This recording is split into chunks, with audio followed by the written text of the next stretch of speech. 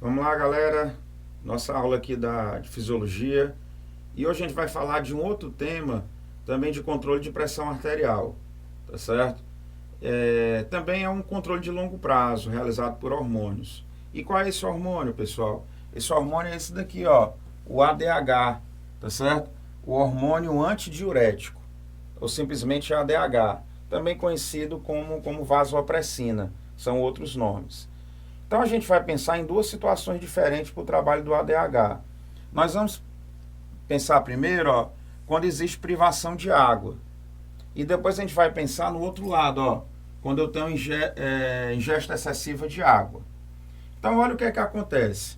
Quando a gente tem privação de água, né, isso pode ser pela não ingestão de água, ou pela perda excessiva, como uma hemorragia, atividade física intensa, você perde bastante líquido.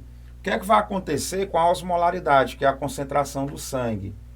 Quando você perde bastante água, a osmolaridade ela tende a se elevar, porque a osmolaridade ela mede a relação entre massa e volume, é a concentração do sangue. Se você diminuir o volume, a concentração se eleva. E aí o nosso corpo ele tende a controlar isso. A baixa quantidade de água no corpo faz com que a pressão arterial também caia. Então, como é que ele tenta regular isso? Liberando esse hormônio, o ADH. Então, se eu tenho alta osmolaridade pela privação de água, alguns receptores, chamados de osmorreceptores, eles captam isso daqui. E o que é que ele faz? Primeira coisa que ele faz, ele ativa o senso da sede. Então, quando você perde água, você sente sede, para que você faça a ingestão de água. Mas ao mesmo tempo que ele faz isso, ele atua lá na hipófise, na hipófise posterior, ou simplesmente neurohipófise, fazendo com que a neurohipófise libere o ADH. O que é que o ADH vai fazer? Ele vai atuar lá nos túbulos renais, na parte final do néfron, fazendo o quê? Aumentando a permeabilidade à água. Aí o corpo ele vai reabsorver mais água.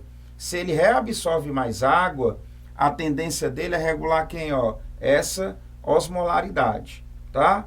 Então eu tenho aqui desse lado, ó, a privação de água. A osmolaridade aumentou. Os osmorreceptores captaram, ativaram o senso da sede. Você ingeriu mais água e ativou o hormônio antidiurético lá na neurohipófise. O ADH ele atuou sobre os túbulos renais, aumentou a reabsorção de água e aí fez com que a osmolaridade, ó, ela diminuísse, ela voltasse ao normal, certo?